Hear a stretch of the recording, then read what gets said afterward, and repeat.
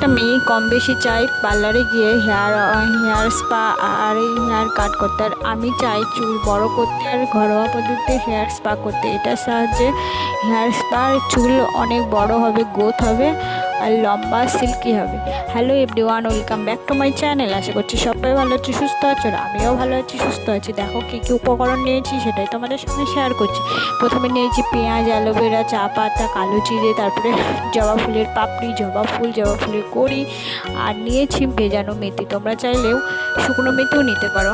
তো এই উপকরণগুলি সবগুলো এক জায়গায় মিক্স করে একটা বাটিতে হালকা জল দিতে হবে। জল দেওয়ার পরে এগুলি সব একসাথে মিশিয়ে এগুলোকে 15 থেকে 20 মিনিট জাল করতে হবে। আর জাল করার পরে এটা যখন ঠান্ডা হয়ে যাবে তখন তোমাদের চুলটা আগের দিন শ্যাম্পু করে রাখতে হবে।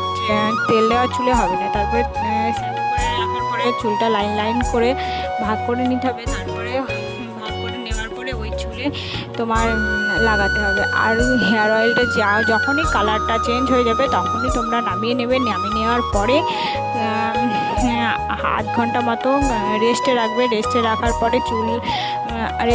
পরে যখনই ঠান্ডা হয়ে যাবে তখনই লাগাবে। তারপরে লাগানোর পরে আধ ঘন্টা রেখে দেবে। রেখে দেওয়ার পরে ভালো করে ওয়াশ করে ধুয়ে নেবে। ধুয়ে নেওয়ার পরে স্নান করে তারপরে ভালো করে আঁচড়ে দেখবে চুলটা কত সিল্কি হয় আর কতটা গ্রোথ হয় আর লম্বা হয়।